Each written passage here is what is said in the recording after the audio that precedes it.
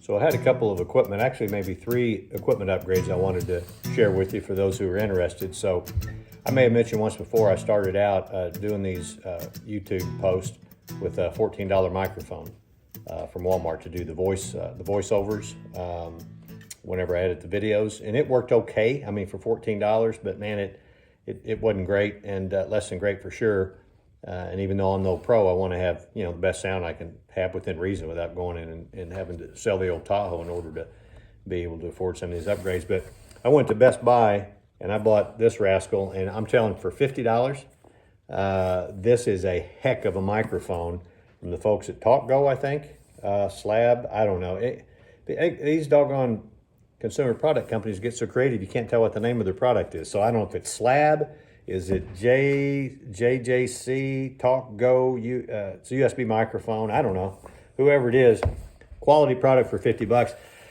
I got a little bit nervous this morning. I was in Walmart and I saw the exact same microphone on the shelf, and I thought, oh my gosh, I didn't think Walmart had anything like that. It's probably cheaper. And I looked, it was the exact same price at Walmart as Best Buy. You can make whatever you want to out of that. And then I'm doing a significant upgrade on the sound that I'm going to be using out around the Squirrel Ranch here. I haven't tested these yet, haven't used them, but the folks over at Bedford Cameron Video gave it pretty high praise. But this is a remote mic system, and so I'm really excited to get this hooked up. Turned out to be about quite a bit more than the price tag was on it, and they went to ring it up, and so they brought the price down, split the difference. Maybe came down a little bit more than half, but that was okay. Mistakes are made. I wasn't too upset about the fact that it was marked different than it rang up. But anyway, and then after that, if you saw the post on the control burn that ended up being a control burn, I got to thinking. I thought, man, when I do these control burns out here, that backpack blower and that regular blower, man, that makes a huge difference. And without those, it'd be hard to really stay safe. But I thought, man, if I had a sprayer that I could carry around with me, and it doesn't take to put these leaf fires out, it doesn't take a lot of water as long as the wind's not blowing real heavy. And if the wind's blowing heavy, you shouldn't be burning anyway.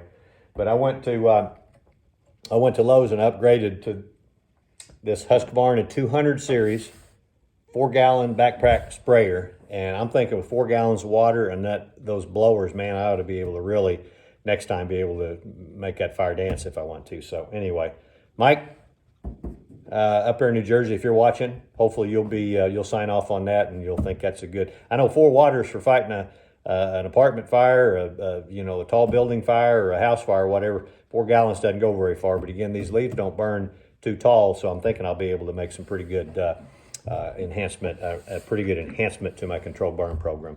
Anyway, pretty stoked about those upgrades. I'll kind of keep you posted. If you're thinking about doing this kind of thing yourself, I would really recommend you invest in a decent microphone.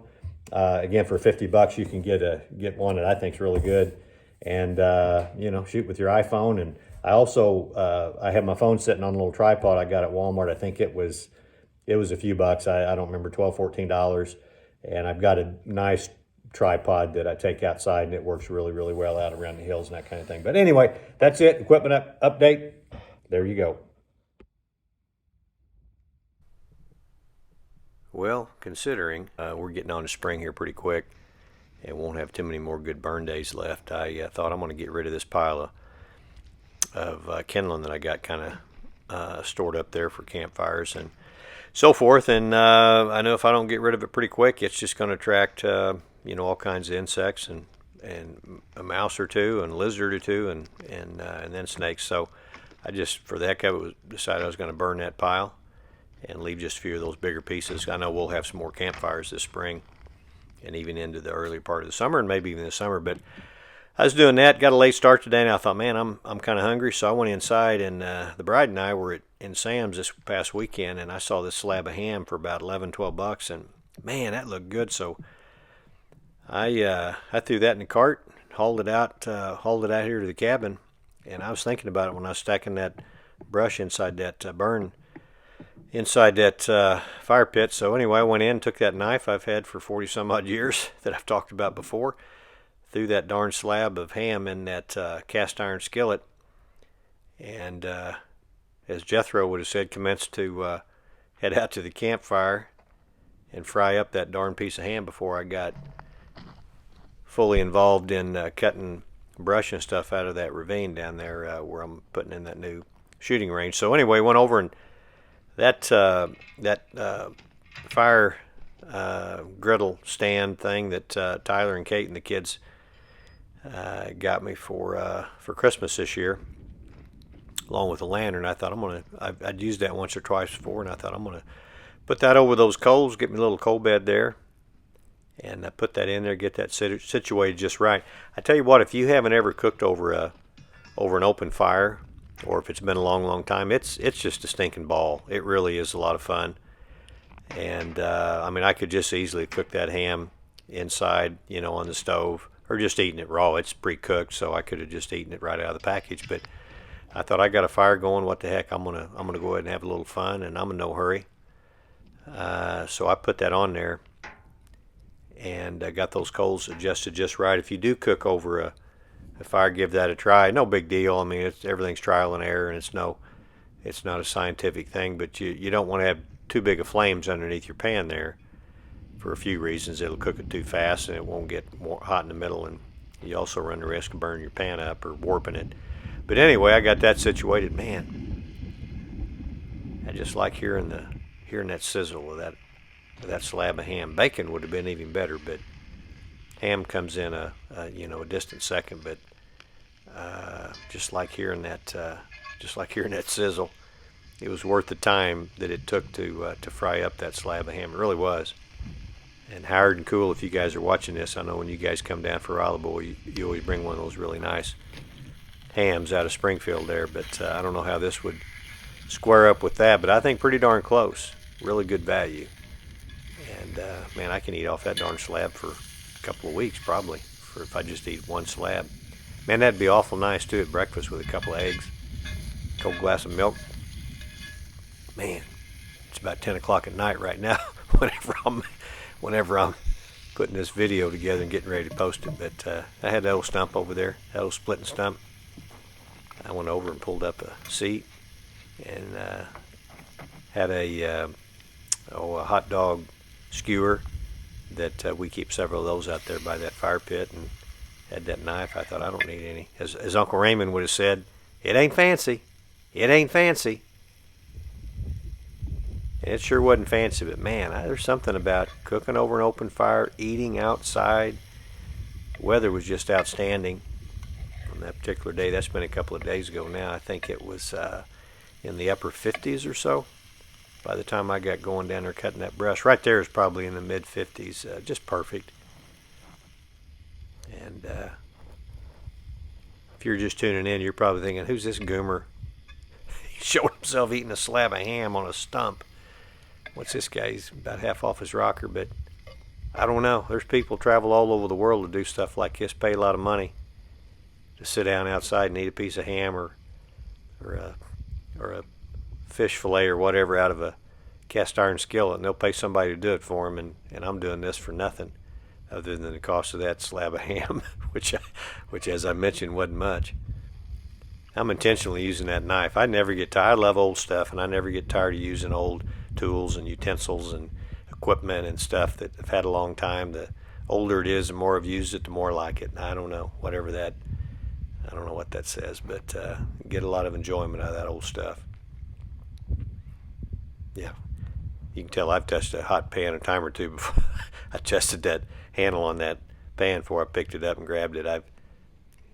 Sometimes I'm a slow learner. It only takes me 4 or 5 times to grab a hot pan to realize I need to have a glove on or a pot holder or whatever. Anyway, so I had it down out here. Something just if somebody's a farmer or they're a full-time outdoor person, make their living, they're probably thinking, what in the heck is he doing with a pair of loping shears? If his objective is to clear out all that brush and those briars, and trust me, about 3 out of 4 things growing out of the ground right in there where I'm walking around have stickers in them. But I've got a tractor and a brush hog, and I've got a big garden tractor, and I've got a big industrial weed eater and all kinds of stuff, I guess. But the problem with a brush hog and that, or even mowing it, is you end up with all these stobs. Well, first off, you're gonna have a mess because you're gonna mulch up all the stuff that I'm eventually piling up down there in a pile that I'll burn. but you end up with stobs that are 3-4 inches tall, and so those take forever to rot. They'll take a few years, and then when you're down in there, if you fall down and you want to sit down or kneel down, you're sitting or kneeling on a stob. And anyway, I just don't like to have a mess like that, and so that's why I'm taking the time with those loping shears. Just a second ago, I don't know if you saw there, I stopped those Fiskar. I was about ready to start saying some not nice things, at least to myself, about the Fiskar company, because those darn loping shears froze up on me. And then I realized, you know what? There's three nuts on the 3 bolts and nuts on that, and I bet you they just got out of whack. So I went up to the barn and made some adjustments and changed my hat out.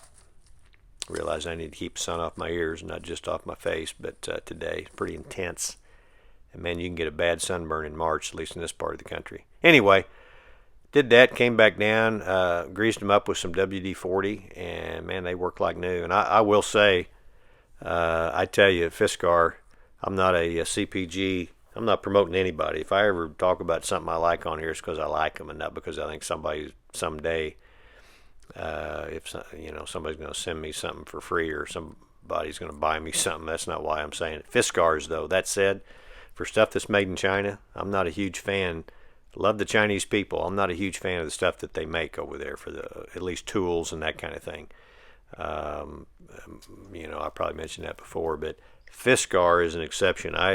I've got 3 or 4 Fiskar tools, various kinds, and they make a quality product, and those loping shears are no exception. But